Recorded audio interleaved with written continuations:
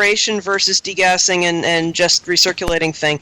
If you had no way for oxygen to be getting in, then splashing it is not going to matter if it's in a closed vessel that's only have fermentation and your airlocks in, because you're not going to get any oxygen in there once the fermentation has blown it out, right?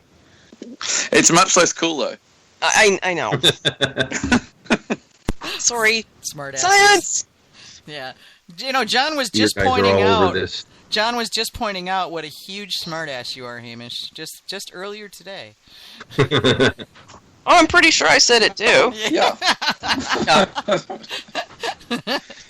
You can tell John that it's a trademark of a good engineer. Yeah, well, it is. I've noticed that most of my engineer friends are smartasses, so it does seem to be the case. Mm-hmm. So, okay. We're not shy about it either. No, you're not. A smartass at the same time. Let's take a small tangent on this, because this is something that I've seen coming up a lot. To degas or not to degas, that is the question. Go. I degas when I aerate, and that's good enough. Yeah, well, to me it's the same thing almost. I mean, because by the time you're done aerating, you're pretty much done degassing. Except for maybe a couple days. Yeah, I see people talking about it, and I'm going, what? I aerate when it needs aerating, and then I don't worry about it when it doesn't, and do what needs doing next, but I don't, like, specifically set out to, release anything. And they're going, oh, it'll boil over, and I'm going, no, it won't. No, it's good. Unless you drop something in there that's going to give it a whole lot of nucleation sites, it's not going to boil over on you. It's the reason it bubbles is because it's got enough. It's saturated and it's starting to release, and that's why you get the bubbles. Yeah. Right, like the first time I put nutrient into a carboy. Mm-hmm. I have to say, without dissolving it in water first. Oops.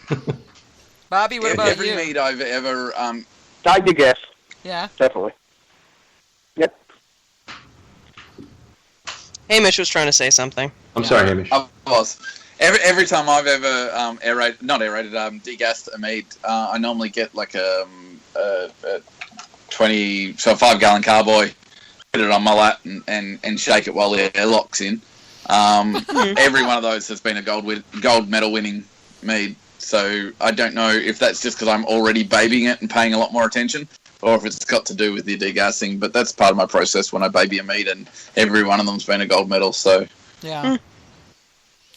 So just swirling the carboy with the airlock on can help degas. That makes sense. Yeah. I literally just sit it on my lap and then do this sort of gyrating motion. You mean wait? Are you telling me that your mead is giving you a lap dance? Is that what you're saying? I think that's what I just heard. Hells yeah. That's sure what it sounded like. Yeah. That's what I was picturing. I know. I'm just looking in my brain. It's like going, and it's like, oh, that's just. Does it wear a bikini when it does it? My mate and I gyrate. Please tell me there's no lipstick on the top of that cardboard. Does it leave a lot of glitter on your lap when you're done? Oh. And this is why we click explicit on the thing. People complain, and I'm like, no, trust me, you want it. Oh God. I've only ever tried drinking from a cowboy once, and it was more of a joke. It's actually quite an effort. Yes. Now, I used to, before I the 5-litre ones I can do. 1 gallon you can drink from, but the 5-gallon is a struggle. Yeah, it's a good way to break teeth. Yeah, it is. Before I got my my paddles, the stick with the paddles on it that I put on my electric drill that I use for swirling and degassing and whatnot. I mean, before I had one of those, there was the giant handled spoon and the seal the carboy, take out the airlock, plug the airlock hole with something, usually like saran wrap, and hold it down, and then shake the living crap out of the bucket. And it just... That sounds dangerous. Yeah, well, no, I mean, it worked. It was all I had at the time. This was many years ago. But I would just grab it by the edge of the top, make sure that hole was sealed up real good. A lot of times I just put tape over it, it's like a big piece of packing tape or something, and then just shake the living crap out of it. And I just use my thumb. Yeah, well, yeah, did that too. Paper towels were another thing that happened. But Palm of my hand. Yep. yeah, and then I would just put the airlock back in and go on about my business, But yeah, it worked. I got some really good meads that way. I mean, wasn't sophisticated, but it worked. Yeah, I tend to. I'll degas it a couple of times before I add sulfites because I heard that they're not as effective if it hasn't been degassed, or at least that's what every wine kit I ever had said to do. So that's one of the reasons I do it. But if I'm going in there anyways, I will degas it. But most of the time, once it's gotten past a certain point, I figure it's taking care of its own. Yeah. That actually stands to reason because sulfites are more effective based on the pH, and the pH is affected by the carbonic acid that's created by having the bubbles in it. Yeah, but so, I thought it wanted a lower pH, and the carbonic acid is going to lower the pH, though. Or no, maybe it... I've finished guessing on this. Yeah, jump in, Bob, anytime. It's also possible it's the finding agents I'm thinking of that don't work well when they're a nucleation site. That might be actually. Bob's like, I don't do any of that shit. I don't know what you're talking about. I picture Bob sitting, leaning back in his chair, shaking his head at us. Go ahead, Bobby. Sorry. No, I do that. I use clarifier if it needs it. Yeah. Do you ever filter, or do you just pretty much let it drop clear, Bob? Nope. No filter. Yeah, just I never pretty much either. drop clear. When you have 10 or 12, it's not, it's always something that's ready to bottle. Yeah. So it's not too big a deal. Not in any big if it takes another month, it takes another month. Mead is a patient man's game. I tend to agree. That's true. Yeah. So I have maybe 25, 30 carboys. So I only have about 10 or 12 full now. I'm looking to buy another house. So once I finally move and find my place, I'll have them all filled. Right. Well, when you have 30 carboys full, you can afford to be patient. And it's when you have 2 that you're like, come on! Yeah. Well, that just means you're not making This is why you do a bomb or a JAO. Right. You do a bomb or a JAO so you can stay out of the other stuff long enough for it to do its thing. Well, what is it Charlie Papazian used to say, and was like pretty much the refrain for the people that were like, why is my mead not done yet, back in the early days of Gotmead, was sit back, relax, and have a homebrew. Back, relax, have a homebrew. Mm-hmm. Yeah. So, Bob, is your next place going to have a 2-story basement? I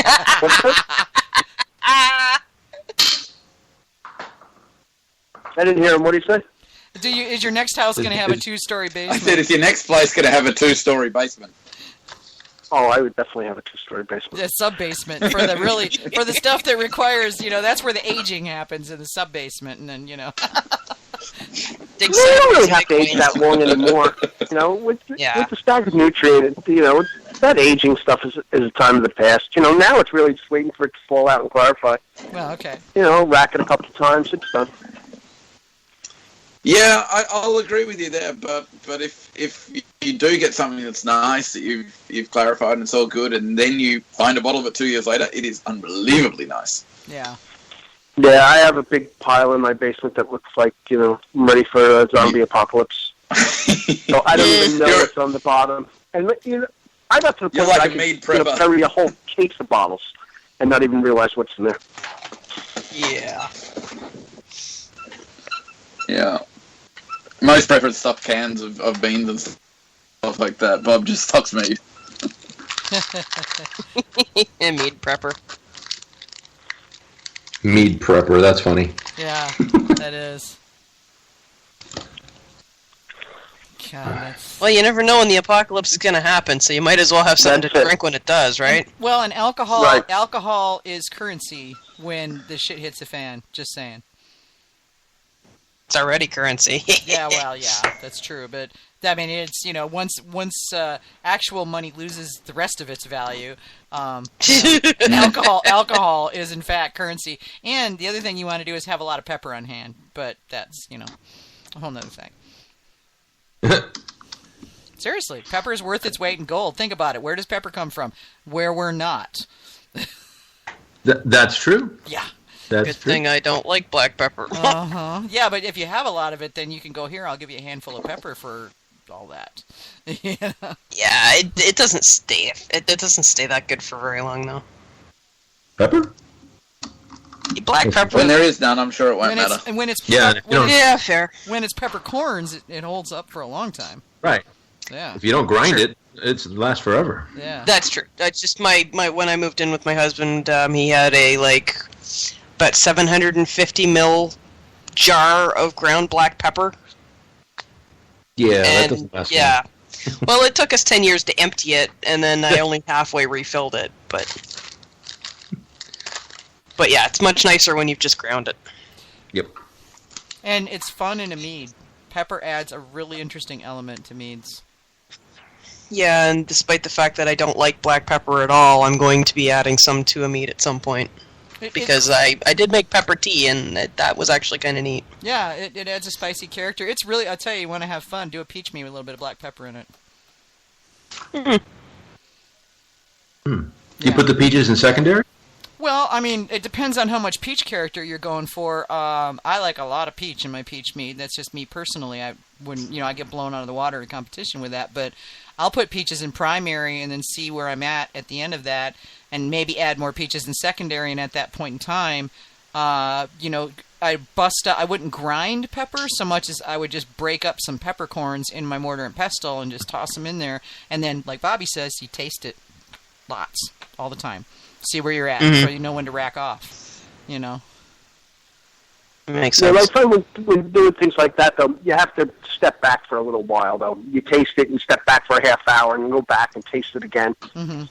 Because when you sit there and you start getting that palate fatigue and you're tasting the same thing, especially with hot peppers, Yeah. you have to do it in 2 or 3 different. Because now you don't, is that really the heat, or is that the heat from before, or Yeah. What do I want to do? Especially with blending, Yeah. you really want to take a step back and. Yeah, don't overdo it. But yeah, no, I wasn't thinking like every 10 minutes or anything, but put your pepper in there and then let it sit for say half a day, and then go back, taste it, see where you're at. If it's good, great, rack it off. If it's not, let it sit a bit and see how much more expression you get. But don't go like days at a time. That's the big thing. And to me, that's how people get over oaked. Is they're like, throw the oak cubes in there and go on vacation, and then come back and they're like, why does this taste like plywood? So. Uh-huh. I think people get over anxious too, and they want to, I'm going to put the spices in. I'm going to do it tomorrow. This is the time I have, and they start putting in peppers or black pepper or anything like that. And as they're blending, they take that one step and they just go that little step over, and then it's like they can't go back. Yeah, 'cause once it's in there, you can't take it out. Yeah, that's the big thing. Is you can't go backwards. You really can't. It's funny. People ask me, they're like, "Why don't you make more mead?" And I'm like, "I'm never friggin' home." And I like to be there to kind of get it all the way through till I rack it off of whatever the final stuff that's in it. So basically out of secondary, if there's anything in secondary, and get it out of there so that it's then in the drop clear stage. Because at that point, yes, okay, I can take a weekend and go away, but if I need to. But I can't, if I'm not going to be there for the 25 to 30 days it takes to shepherd it through the stages where it can go sideways, So I do the first couple of days, and then at 2 weeks I rack, 4 weeks I rack, and then usually in tertiary I bow. Okay. Usually, if I think it's falling out, if I see a lot falling out, and it was something where there's a lot of shrub on the bottom, I might rack it a third time. But after the third time, I'll just clarify. Yeah.